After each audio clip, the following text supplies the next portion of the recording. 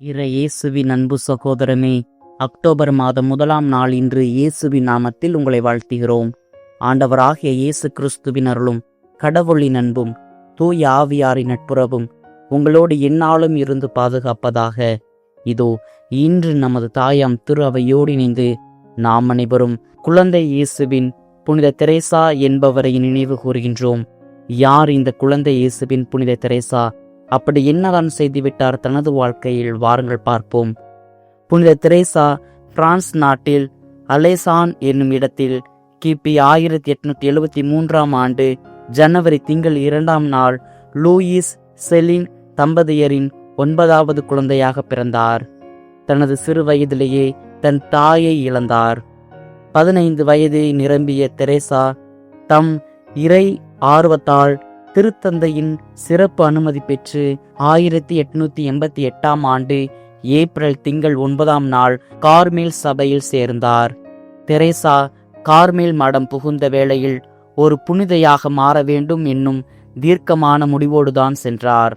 ஆனால் 6 ஆண்டுகள் துறவியாக வாழ்ந்த பின்னும் 1894இல் தான் எத்துணை சிறியவள் வலுவற்றவள் என்பதை உணர்ந்தார். எவ்வளவுதான் முயன்றாலும் தன்னிடம் குறைபாடுகள் பல இருந்ததை அவர் கண்டார்.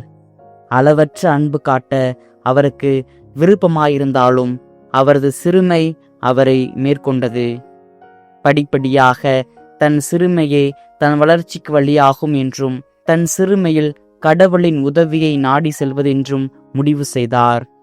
தெரசாவின் சகோதரி செலின் கொண்டு வந்திருந்த பழைய ஏற்பாட்டை தெரேசா புரட்டினார். அங்கே நீதிமொழிகள் என்னும் நூலின் ஒரு பகுதி அவரை கவர்ந்தது. அறியா பிள்ளைகளே, இங்கே வாருங்கள் என்று அறிவிக்கச் செய்தது.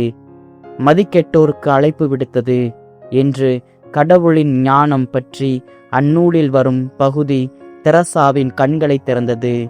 அதுபோலவே எசாயா இறைவாக்கினர் நூலில் வரும் சில பகுதி தெரசாவிற்கு புதியதொரு பொருளை விளக்குவதாக அமைந்தது.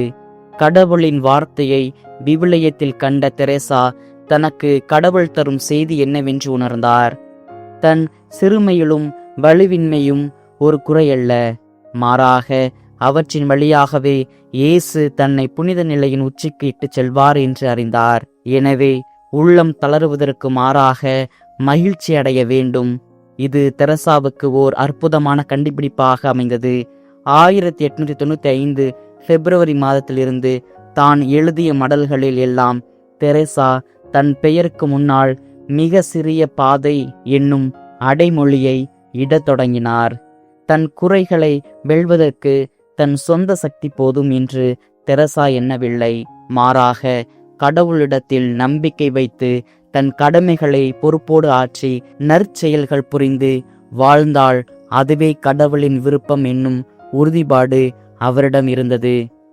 தெரேசா கற்றுத்தந்த சிறிய பாதை என்பது தினசரி சிறிய காரியங்களையும் அன்புடனும் விசுவாசத்துடனும் செய்வது, எளிமையுடன் தாழ்மையுடன் குழந்தை போன்று கடவுளின் மீது முழுமையான நம்பிக்கை வைப்பது, துன்பத்தையும் நோயையும் சோதனைகளையும் கடவுளின் அன்புக்காக தாங்குவது, மற்றவர்களுக்கு அன்பும் கருணையும் காட்டுவது.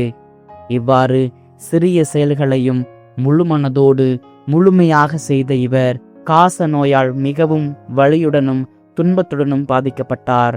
ஆனாலும் அந்த வலியை கூட கடவுளுக்கு அன்பாக அர்ப்பணித்தார்.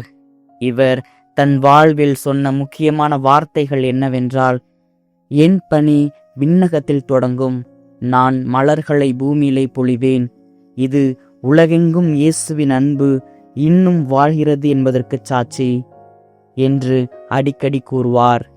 அப்படிப்பட்டவர் 1897 செப்டம்பர் 30 அன்று வெறும் 24 வயதிலேயே இயேசுவின் அன்பில் இணைந்தார். இவரின் ஆன்மீக எழுத்துக்கள், குறிப்பாக ஒரு ஆன்மாவின் கதை என்ற வாழ்க்கை வரலாறு உலகம் முழுவதும் வாசகர்களின் இதயத்தை மாற்றியது.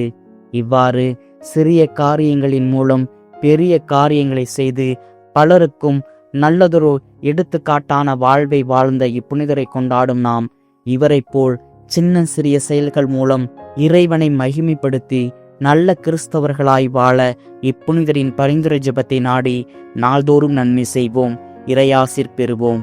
மேலும் மீண்டும் நாளை ஒரு புனிதரின் வரலாற்று பாதையில் சந்திப்போம். கடவுள் இன்றும் நம்மோடு.